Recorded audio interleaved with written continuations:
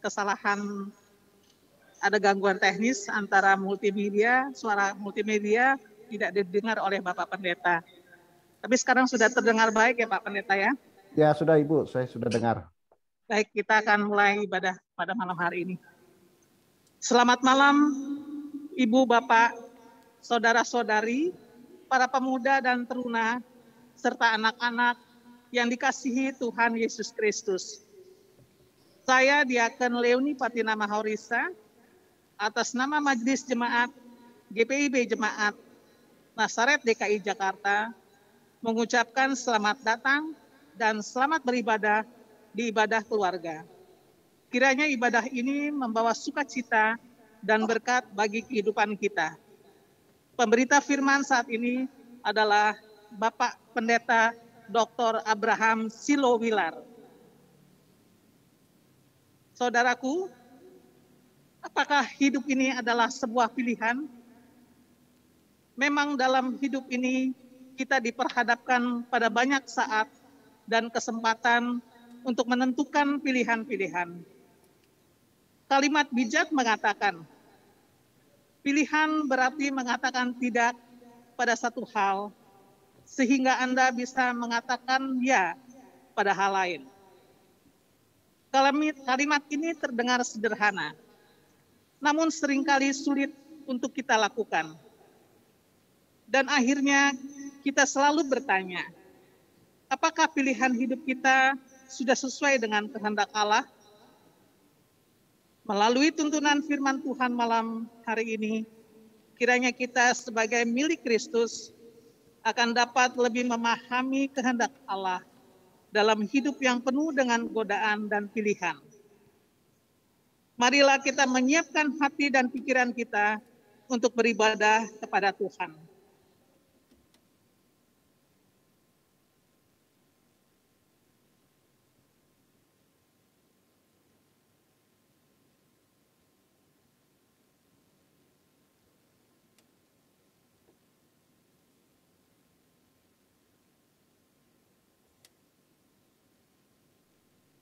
Bapak Ibu, apabila memungkinkan, marilah kita berdiri.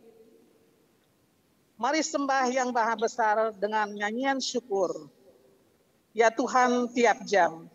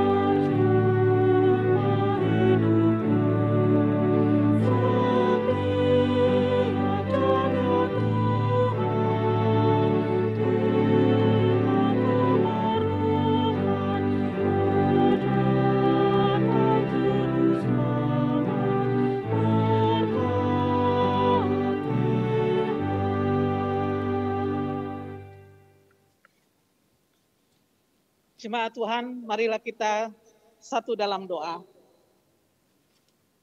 Ya Tuhan Allah, Bapa yang kami puji, sembah dan muliakan dalam Tuhan Yesus Kristus. Hadirlah ya Tuhan dalam hati kami. Layakan kami datang bersujud di bawah kaki salib-Mu. Terimalah pujian, syukur, dan doa kami, serta berkatilah kami dengan firman-Mu. Jadikanlah kami pelaku-pelaku firman-Mu di tengah dahsyatnya tantangan dunia. Dalam nama Yesus, pemilik hidup kami alaskan doa ini. Amin.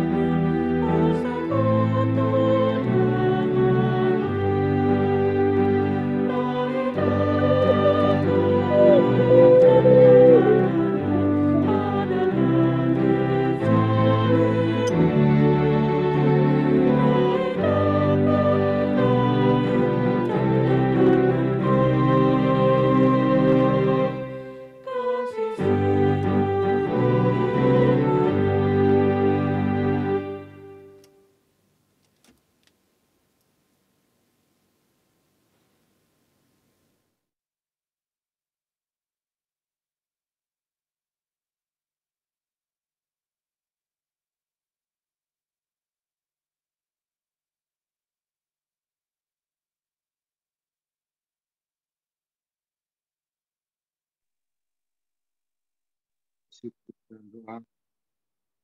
Mazmur 108 ayat 1 sampai 6. Hatiku setiap ya Allah.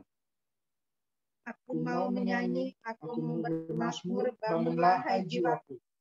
Bangunlah hai gambus dan kecapi. Aku mau membangunkan fajar. Aku mau bersyukur kepadamu di antara bangsa-bangsa, ya Tuhan. Dan aku mau bermazmur bagimu di antara suku-suku bangsa. Sebab kasih-Mu besar mengatasi langit. Dan setiamu sampai ke awan-awan. Tinggalkanlah dirimu mengatasi langit, ya Allah. Dan biarlah kemuliaan-Mu mengatasi seluruh. Jemaat dipersilakan duduk.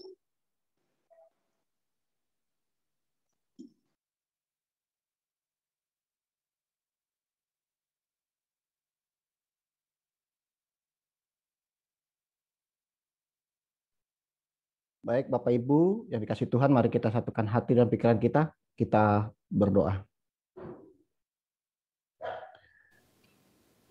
Kami mengucapkan syukur ya Tuhan untuk pemeliharaan-Mu yang boleh kami rasakan sampai saat ini.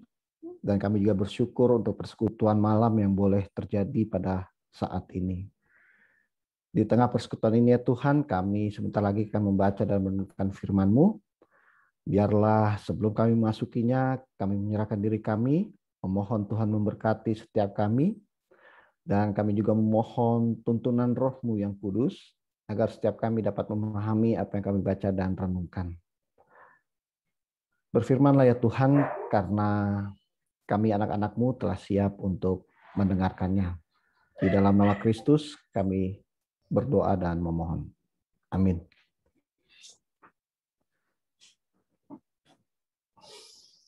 Bapak Ibu yang dikasih Tuhan, bila memungkinkan mari kita berdiri untuk mendengarkan firman Tuhan yang terambil dari kitab Roma pasal 8 ayat 9 sampai 11.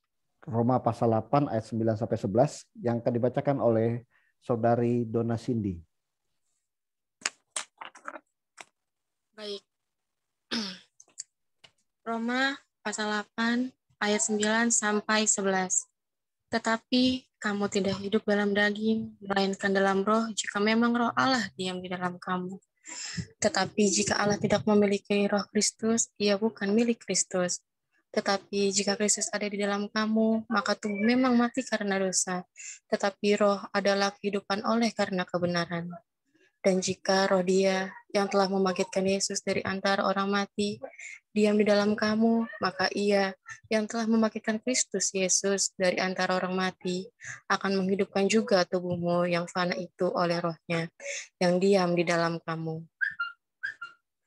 Demikian pembacaan Alkitab Roma pasal 8 ayat 9 sampai 11. Baik. Berbahagialah semua orang yang mendengar firman Tuhan dan melakukannya. Terpujilah Tuhan Yesus. Haleluya.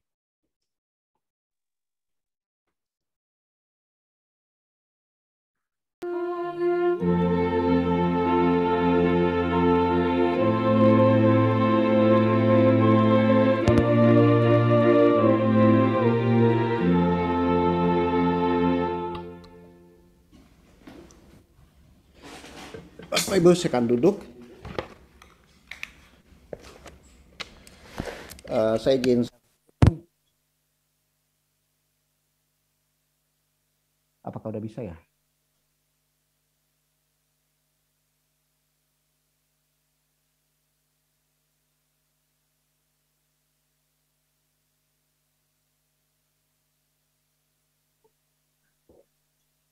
Baik Bapak Ibu yang dikasih Tuhan, saya memberi judul renungan kita seperti yang tertulis di screen, Bapak Ibu bisa lihat.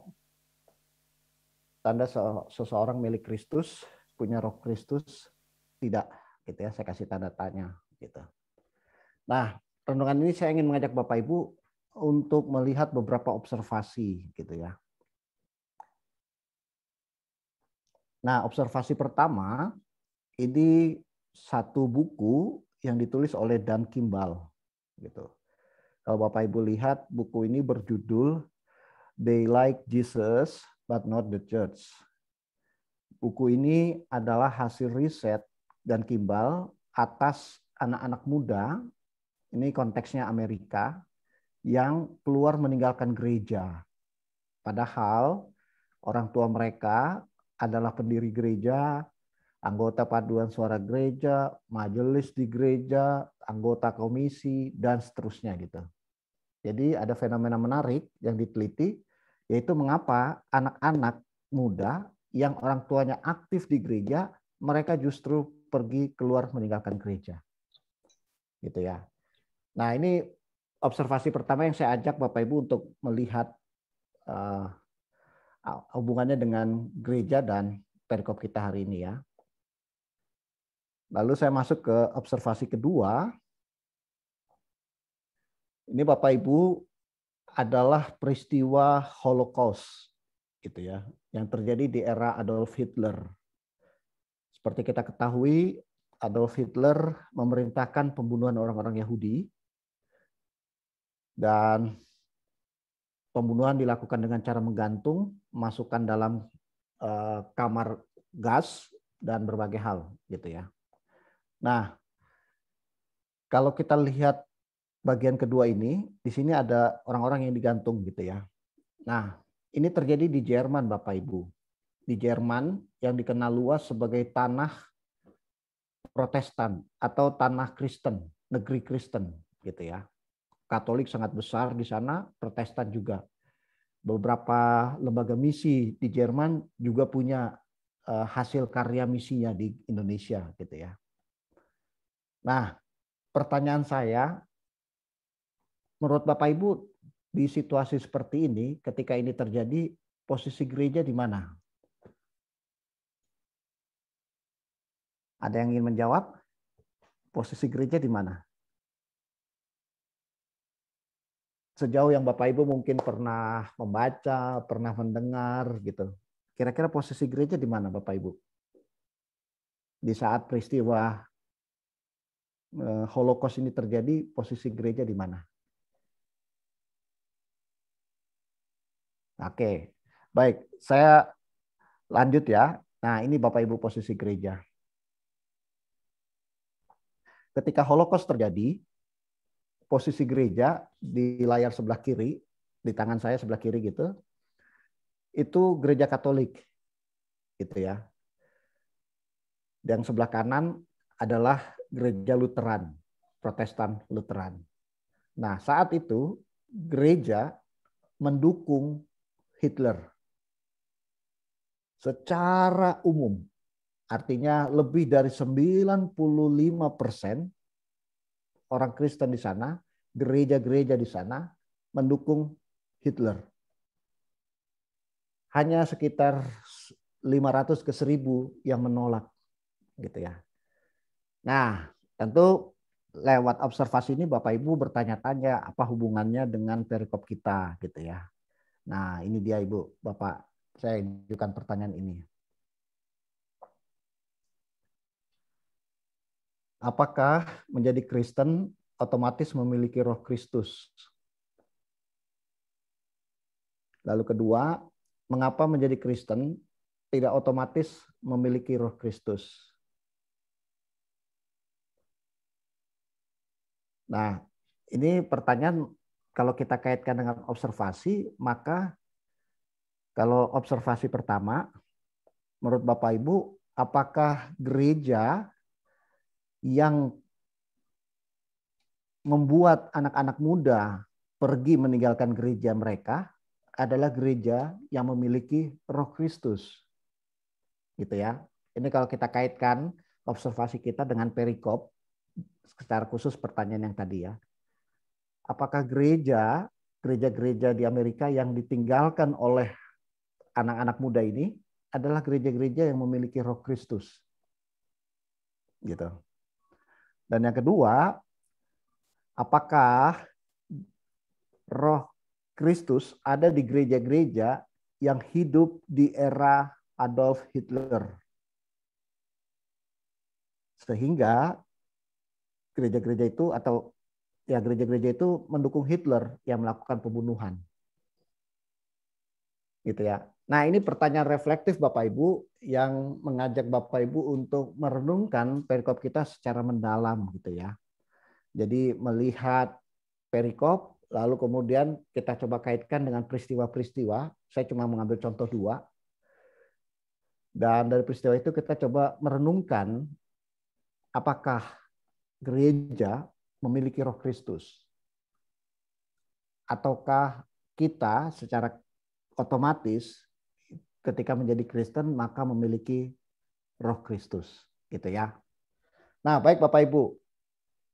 Setelah observasi, nah saya ingin mengajak Bapak Ibu untuk memusatkan perhatian kepada Roh Kristus yang menjadi pusat dari atau fokus dari renungan ini.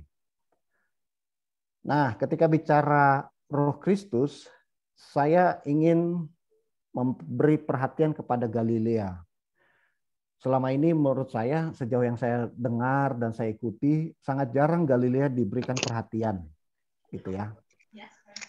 Padahal, kalau menurut catatannya Ernest Lohmeyer, Galilea itu adalah terra Christiana, artinya tanah Kristen. Kenapa? Karena lebih dari 90% aktivitas Yesus terjadi di Galilea. Gitu. Tapi pada saat yang bersamaan, Bapak Ibu bisa lihat buku kedua yang saya gunakan, Warren Carter menulis bahwa Galilea adalah koloni Roma dan kolonialisme Roma menjadi latar belakang dari seluruh kitab Perjanjian Baru. Jadi Bapak Ibu, singkatnya, kalau Bapak Ibu membaca Kitab Perjanjian Baru, maka Bapak Ibu nggak bisa melepaskan konteks kerajaan Roma. Gitu. Secara khusus kota Galilea, gitu ya. Nah, lalu saya ingin lanjut Bapak Ibu. Nah, ini ada buku lain yang mengatakan bahwa, ini buku yang ditulis oleh John Dominic Crossan, bahwa kehadiran Yesus sebagai wujud konkret kehadiran Allah atau kerajaan Allah itu sebetulnya berada di dalam pertarungan dengan kerajaan Roma, gitu ya. Sehingga Crossan mengatakan bahwa ada praktik-praktik sosial tertentu yang dilawan Yesus. Gitu. Misalnya Bapak Ibu bisa lihat di Yohanes pasal 15 ayat 15. Gitu. Di sana tertulis, aku tidak lagi menyebut kamu hamba, tetapi sahabat. Gitu ya. Nah, ucapan Yesus itu harus diletakkan, kalau kita mengikuti apa yang disampaikan Warren Carter, harus diletakkan dalam konteks kerajaan Roma, gitu ya. Sehingga Yesus, seperti yang ditulis oleh John Dominic Crossan, mengatakan bahwa ada praktik sosial yang sedang dilawan Yesus melalui kitab Yohanes pasal 15 ayat 15. Apa itu yang dilawan? Yaitu cara berelasi yang dibangun berdasarkan hierarki atau subordinasi. Jadi kalau kita berelasi dengan seseorang, maka relasi itu kita bangun, kita lakukan berdasarkan orang ini latar sosialnya apa. Kalau dia dari latar sosial rendah, kita nggak perlu. Gitu. Kalau dia dari atas, kita perlu. Misalnya gitu ya. Nah, dalam konteks Roma, maka praktik sosial yang dilawan Yesus adalah hierarki tuan dan hamba. Kelompok tuan itu para raja, orang-orang pembesar, kalau kita istilah sekarang itu kelas menengah ke atas. Nah, lalu yang hamba yaitu adalah orang-orang yang menjadi kelas bawah gitu. Nah, ini yang dilawan Yesus.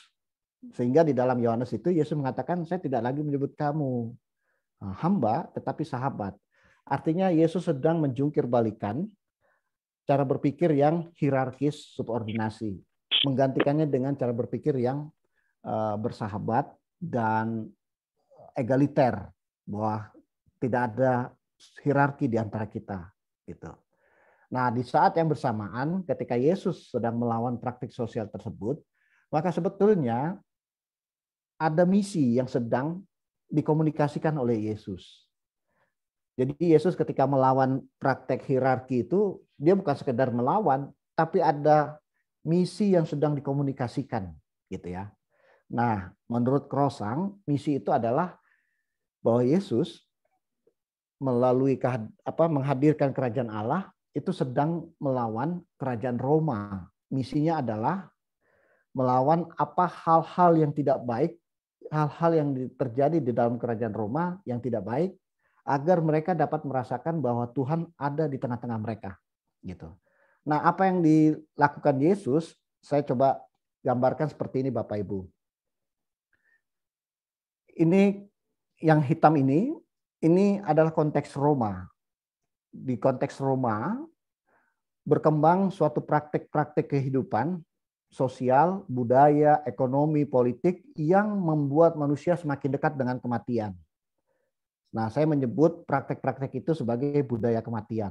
Nah, ketika manusia berada di dalam budaya kematian, maka manusia berada dalam kegelapan dan tidak ada masa depan. Apa itu bentuk atau apa itu praktik yang membawa manusia ke budaya kematian? Yang pertama, kekerasan. Di Roma itu sangat lekat dengan kekerasan. Lalu kedua, relasi subordinasi hierarkis. Kita tahu bahwa ketika seseorang berada di dalam satu kasta tertentu, itu akan dibawa sampai mati. Dan nggak ada harapan untuk dia bisa keluar dari hierarki kasta. Dan selanjutnya, di tengah budaya yang kematian ini, Bapak Ibu, slide kedua, Bapak Ibu lihat ada dot orange ini ya, dia dari luar lalu perlahan-lahan masuk, dan kemudian membesar. Nah, ini sebenarnya simbolisasi bahwa di dalam kegelapan itu rancangan keselamatan Tuhan hadir di dalamnya. Dia masuk ke dalam kegelapan itu, gitu ya. Sehingga manusia yang ada di dalam gelap, yang tidak memiliki masa depan, mereka bisa melihat bahwa ada terang, ada kebaikan, dan ada harapan, gitu.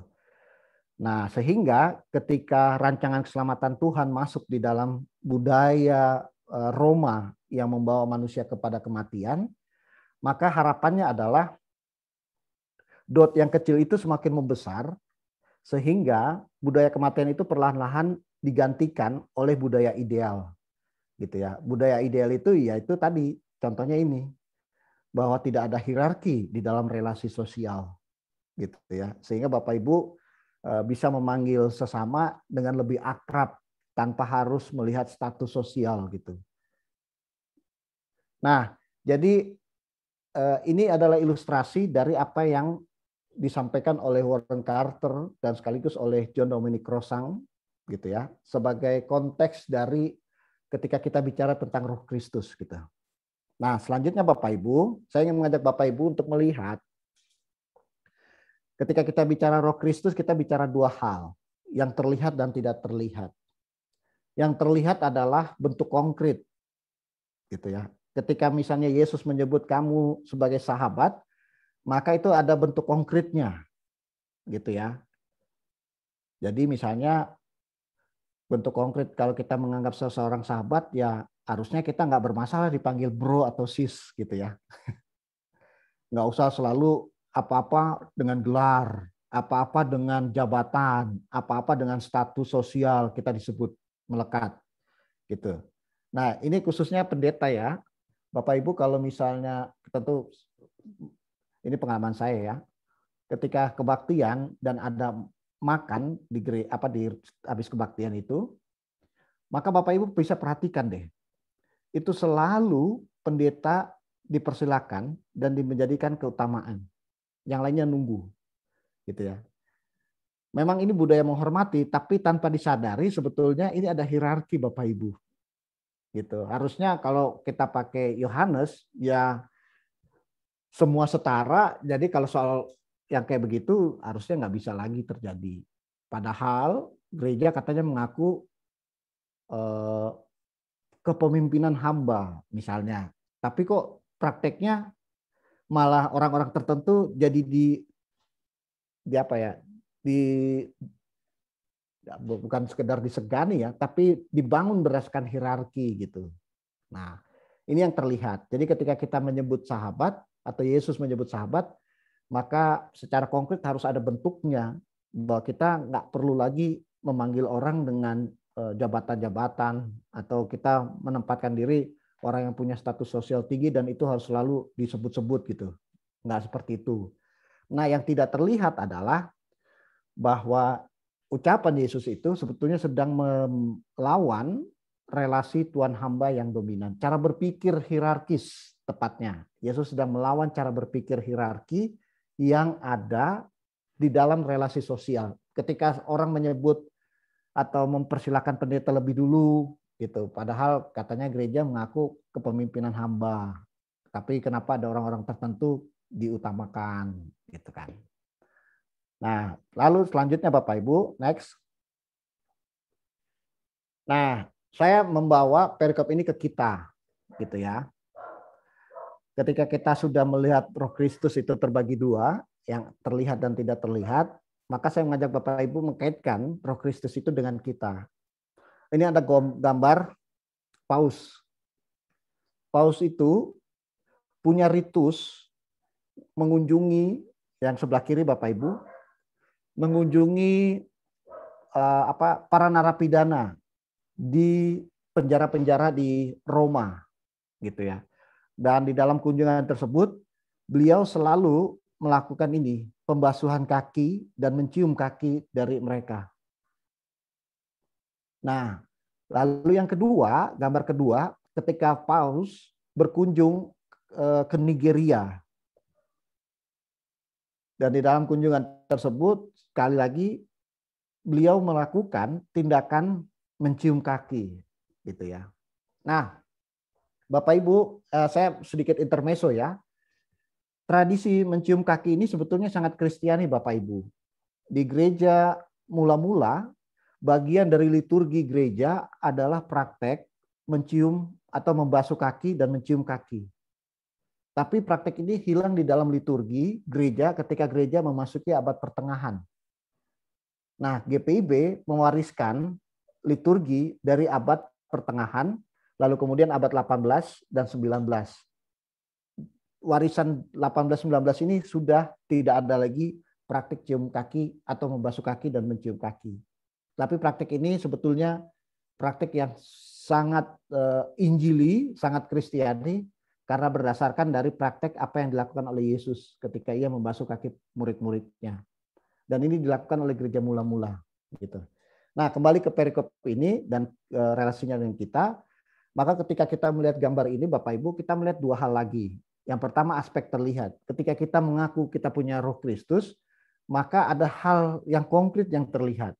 Dalam gambar ini, hal konkretnya adalah melepaskan semua atribut gitu ya, kebesaran kita, dalam hal ini paus, untuk bisa merangkul mereka yang kita anggap sampah masyarakat gitu. Harus terlihat konkret gitu. Ketika kita mengaku bahwa kita adalah orang-orang yang memiliki Roh Kristus, maka itu harus terlihat. Gitu ya. Dalam contoh ini ya Paus menunjukkan bahwa ia melepaskan atribut kebesarannya sebagai orang katakanlah orang penting di dalam gereja Katolik Roma, dan bagi dia atribut itu nggak penting, yang penting adalah tindakan mengikuti Yesus yang ia hayati gitu. Nah, lalu aspek yang tidak terlihat adalah ketika beliau melakukan ini, maka dia sebenarnya sedang menunjukkan bahwa saya sedang mengikuti apa yang Yesus lakukan. Yesus pernah membasuh kaki murid-murid, maka saya juga akan membasuh kaki orang yang seperti yang Yesus lakukan lah, gitu. Dan dia yang mengatakan bahwa saya menolak sama dengan dunia. Ketika dunia orang berlomba-lomba ingin dilayani, maka saya menolak untuk sama dengan dunia. Saya memilih untuk melayani. Dan ketiga, beliau juga ingin mengatakan bahwa saya melawan, saya tidak setuju dan tidak menghidupi paradigma Tuhan dan hamba di dalam kehidupan beriman, gitu. Sehingga dimanapun beliau berada, maka dia akan melakukan hal yang seperti itu, gitu. Nah, ini Bapak Ibu tentang kita perikop kita, gitu ya. Oh sorry, kok malah masuk ke Google ya? Oh, sorry, saya stop share dulu ya, malah masuk ke Google.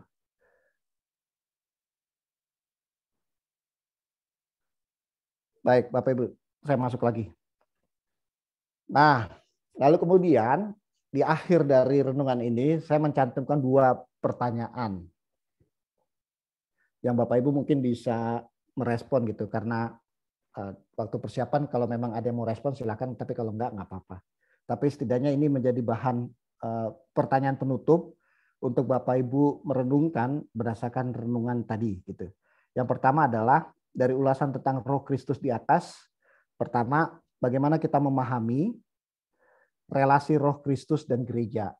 Dan kedua, bagaimana kita menjalani relasi Roh Kristus dan gereja. Demikian Bapak Ibu, apakah ada yang ingin merespon secara cepat? Mungkin satu atau dua orang sebelum kita berpindah mengakhiri renungan ini. Silakan Bapak Ibu bila ada.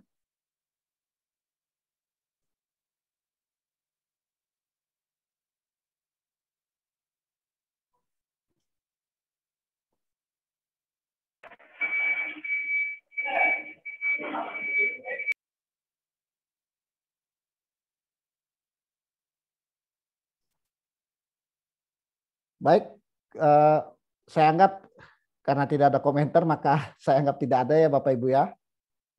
Jadi kita bisa lanjut ke, maksud saya renungan ini saya akhiri dan kita masuk ke bagian selanjutnya. Demikian Bapak Ibu, terima kasih untuk perhatiannya.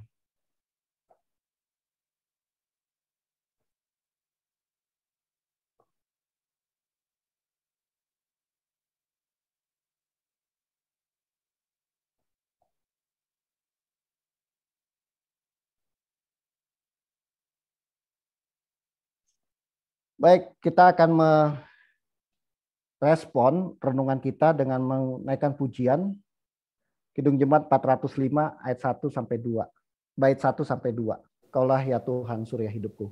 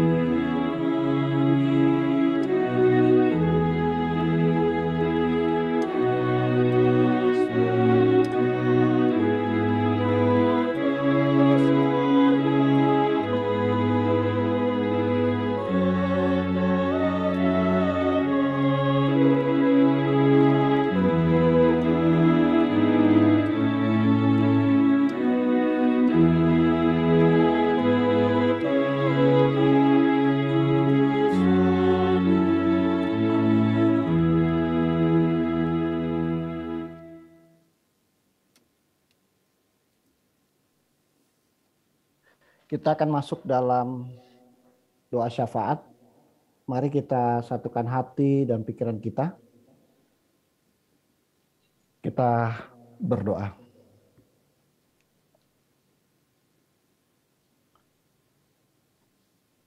Bapa yang baik, kembali kami datang ke hadapan-Mu untuk menaikkan syukur untuk kesempatan yang Tuhan berikan bagi setiap kami, sama-sama membaca, mendengarkan, dan merenungkan firman-Mu.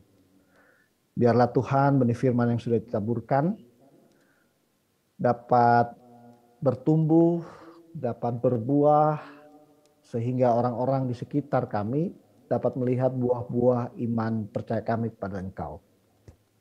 Bapa yang baik, di tengah persekutuan malam ini kami juga bersatu hati untuk membawa anggota persekutuan kami yang berada di dalam pergumulan, secara khusus pergumulan dalam pemulihan karena sakit ataupun karena lanjut usia. Kami ingin membawa Ibu Ismiati Aritonang, Ibu Rensi, Ibu Pratasik, Bapak Rensi, Bapak Pratasik, Ibu Els, Ibu Rin, Ibu Teli, Adik Meta, Ibu Judith, Bapak Sunardi, Ibu Maria, Ibu Joyce, Bapak Arnold, Bapak Umberto, Ibu Feni, Ashley Kainama, Andrew Kainama, Bapak Karel, Bapak Rega, Ibu Titin, Bapak Denny, Priscilia Yusuf, Ibu Willy, Ibu Jane, Bapak Nicholas, Ibu Kando Waro, Ibu Poyoh, Bapak Butar-Butar, Bapak Henry Yakob, Ibu Yesi Yakob, Cindy Priscilla, Yuan Immanuel, Ibu Susan Patinama, dan Andreas Patinama. Biarlah Tuhan nama-nama ini yang sedang bergumul, yang sedang merindukan, baik pemulihan karena sakit penyakit ataupun karena kelemahan tubuh, karena usia lanjut, biarlah di tengah setiap pergumulan mereka, Tuhan berkenan hadir di dalamnya. Secara khusus yang membutuhkan perawatan medis, biarlah Tuhan hadir melalui perawatan tersebut, obat-obatan yang digunakan, kunjungan pastoral yang diberikan oleh presbiter, ataupun perawatan yang dilakukan oleh keluarga. Biarlah Tuhan hadir di dalam setiap proses yang harus dilalui. Dan mereka yang bergumul karena kelemahan tubuh, karena usia lanjut, biarlah Tuhan juga bersama dengan mereka. Bagian-bagian tubuh yang lemah, Tuhan berkenan kuatkan, dan biarlah kehadiran Tuhan dapat dirasakan. Sehingga mereka tidak merasa sepi dan sendiri di dalam hari-hari yang mereka harus lalui. Kami juga turut mendoakan keluarga yang berduka, biarlah Tuhan juga bisa hadir, dirasakan kehadirannya oleh keluarga Lotu Merisa dan keluarga Simatupang. Dan biarlah kedukaan yang masih menyelimuti, biarlah bersama dengan Tuhan anggota keluarga Lotu Merisa dan Simatupang dapat melaluinya. Hari demi hari mereka dapat melalui kabut-kabut duka tersebut bersama dengan Tuhan. Dan kami juga Tuhan ingin berdoa bagi setiap anggota persekutuan kami yang ada di GPB Nazaret. Baik sebagai presbiter ataupun warga gereja biasa, baik sebagai anggota di setiap unit misioner ataupun sebagai karyawan atau sebagai warga biasa. Biarlah setiap mereka, dimanapun keberadaan mereka, apapun tugas tanggung jawab mereka, baik di gereja, di kantor ataupun di rumah, biarlah Tuhan berkenan hadir di dalam kehidupan mereka. Tuhan berkenan melihat pergumulan-pergumulan mereka. Di antara mereka ada yang merindukan peningkatan kualitas hidup atau promosi di dalam pekerjaan. Merindukan keberhasilan di dalam proses peningkatan kualitas hidup atau proyek-proyek yang sudah disiapkan. Biarlah Tuhan hadir di dalam setiap kerinduan tersebut. Dan Tuhan berkenan membuka tingkap-tingkap rahmat-Mu dan menyiapkan orang-orang yang telah Engkau siapkan untuk menyalurkan berkat-berkat Tuhan dan menjawab harapan-harapan mereka. Dan kami juga berdoa bagi setiap hal baik yang sudah disiapkan oleh jemaat-Mu melalui program-program kerja. Biarlah hal-hal baik tersebut senantiasa menjadi proklamasi bahwa Tuhan ada di tengah-tengah jemaat ini. Tuhan bersama dengan mereka. Dan Tuhan ingin menunjukkan kasih-Nya kepada setiap orang yang bersentuhan, yang berjumpa melalui program-program yang disiapkan oleh gereja. Para presbiter, mereka yang sudah Tuhan pilih dan tetapkan, dan mereka yang berkomitmen untuk menopang pelayanan, biarlah Tuhan juga bersama dengan mereka. Bersama dengan keluarga mereka, Tuhan berkenan melihat pergumulan-pergumulan mereka. Dan biarlah Tuhan setiap pergumulan tersebut tidak menjadi batu sandungan yang mengurangi komitmen mereka untuk tetap setia menjalankan tugas tanggung jawab mereka seperti yang mereka ucapkan. Dan biarlah warga jemaat yang terlibat di dalam unit-unit misioner ataupun yang tidak terlibat, biarlah mereka juga Tuhan jadikan alat yang menopang kegiatan pelayanan yang ada di dalam kehidupan bergereja.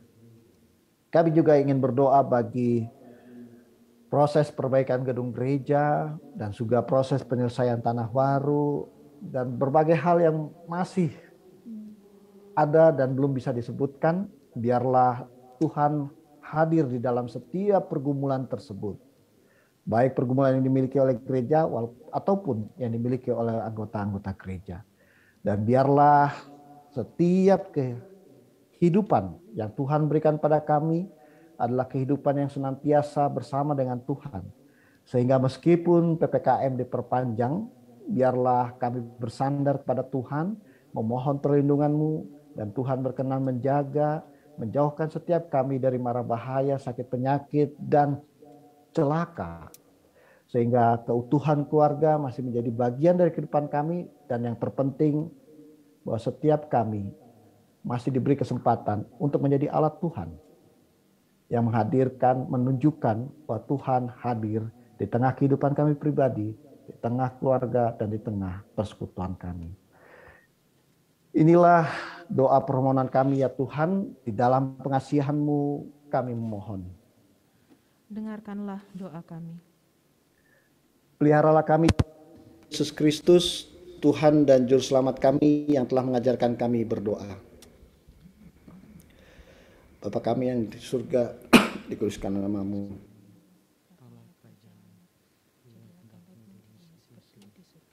Berikanlah kami hari ini makan kami secukupnya, dan ampunilah kami atas kesalahan kami, seperti kami juga mengampuni orang bersalah kepada kami. Dan janganlah membawa kami ke dalam pencobaan, tetapi lepaskanlah kami dari yang jahat.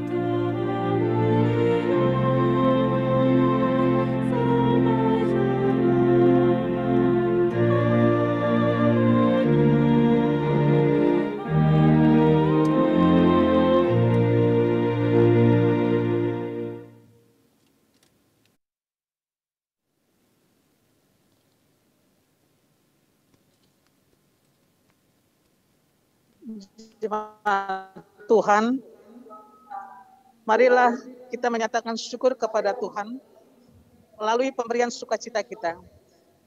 Dengarlah firman Tuhan dalam Ibrani 13 ayat 15 yang menyatakan, sebab itu marilah kita oleh Dia senantiasa mempersembahkan korban syukur kepada Allah, yaitu ucapan bibir yang memuliakan nama-Nya.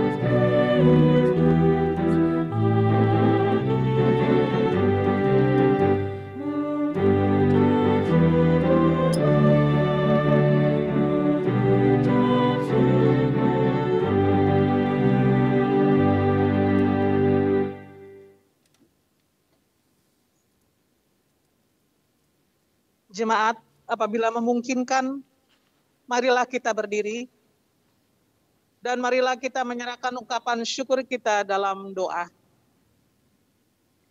Ya Tuhan, kami bersyukur karena berkat-Mu melimpah atas kami. Kami menyadari bahwa apa yang kami persembahkan ini tidak sebanding dengan seluruh berkat-Mu. Namun kami mohon sempurnakanlah syukur kami yang telah kami nyatakan lewat persembahan ini. Kuduskanlah persembahan ini demi pelayanan yang bertanggung jawab dan memuliakan nama-Mu. Dalam Kristus kami berdoa. Amin. Jemaat dipersilakan duduk kembali.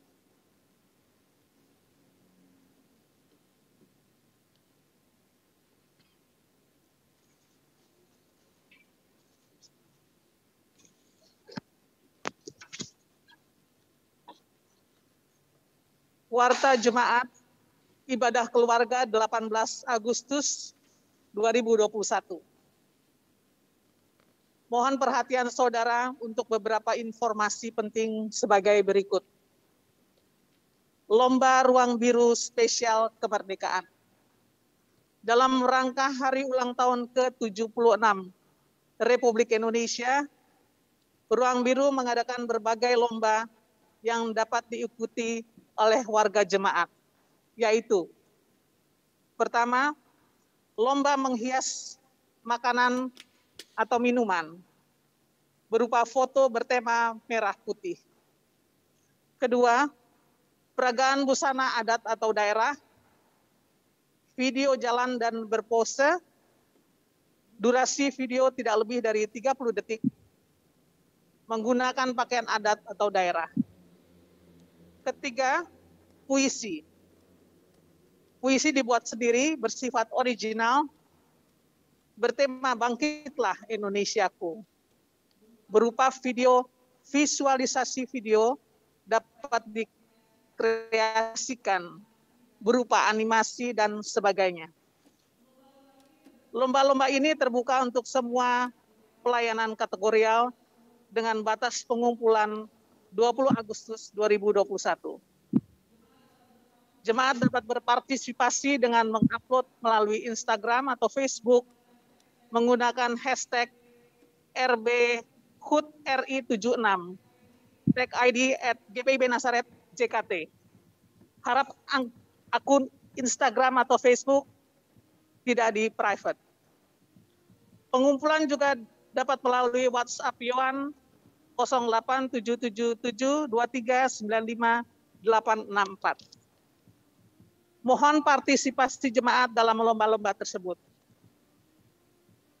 Lomba nyanyi lagu nasional. Dalam rangka hari ulang tahun ke-76 Republik Indonesia, GPIB Jemaat Nazaret Jakarta mengadakan lomba nyanyi lagu nasional untuk kategori bebas, usia, dan lintas pelayanan kategorial.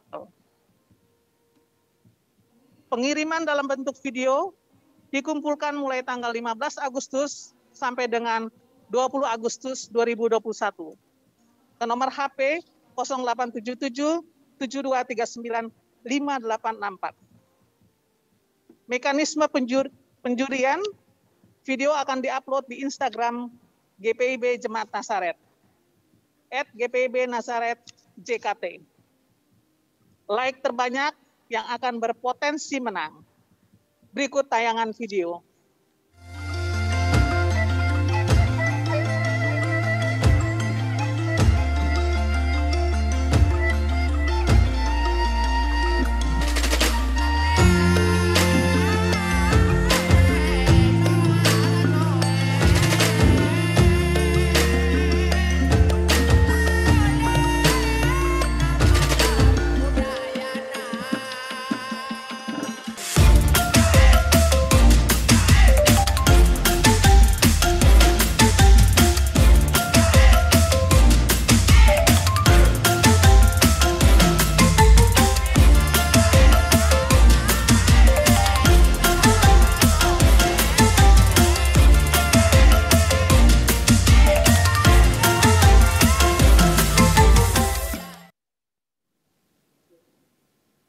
ibadah gabungan pelayanan kategorial Persekutuan Kaum Perempuan. Pengurus pelayanan kategorial Persekutuan Kaum Perempuan GPIB Jemaat Nasaret Jakarta mengundang seluruh anggota pelayanan kategorial Persekutuan Kaum Perempuan untuk dapat mengikuti dan berpartisipasi dalam ibadah gabungan pelayanan kategorial Persekutuan Kaum Perempuan GPIB Jemaat Nasaret Jakarta pada Kamis 19 Agustus 2021 pukul 19 melalui aplikasi Zoom dengan tema Lead Me. Pemberita firman dibawakan oleh Ibu Pendeta Olha Ria Christina Yakobs Antameng. Perbaikan gedung gereja. Saat ini sedang berlangsung pelaksanaan pekerjaan perbaikan gedung gereja tahap pertama untuk atap dan plafon bagian luar gedung gereja GPIB Jemaat Nasaret. Berikut dokumentasi pelaksanaan pekerjaan perbaikan dimaksud.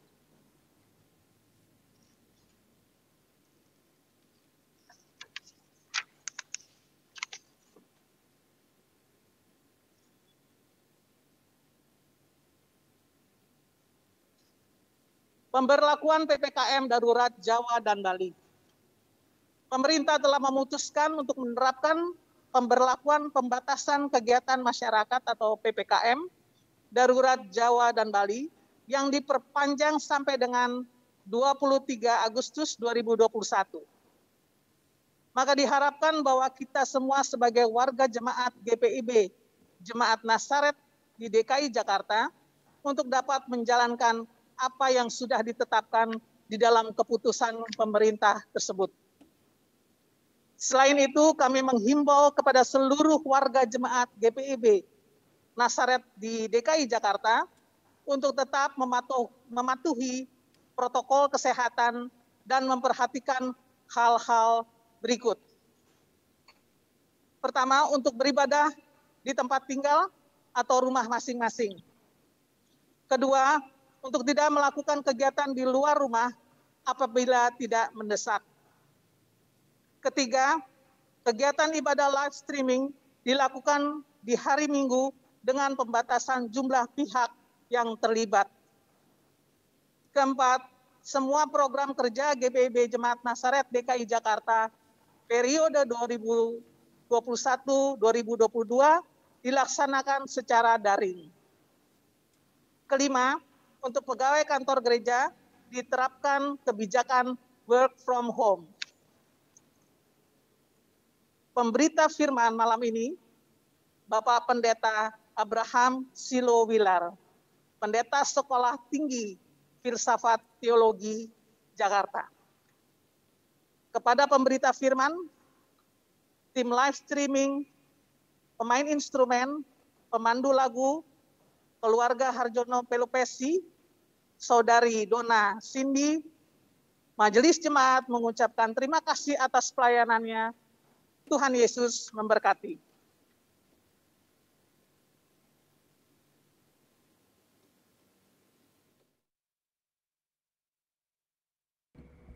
Jemaat Tuhan, mari kita berdiri.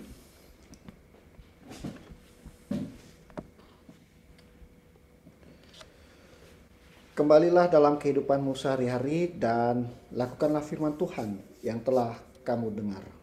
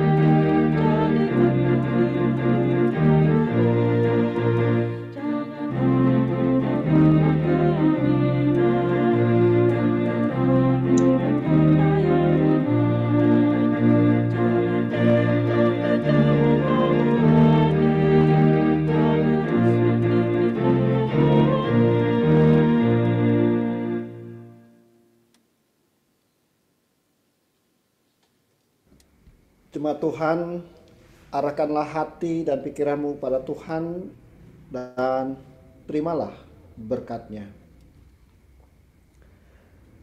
Kasih karunia Tuhan Yesus Kristus dan kasih Allah dan persekutuan Roh Kudus menyertai kamu sekalian.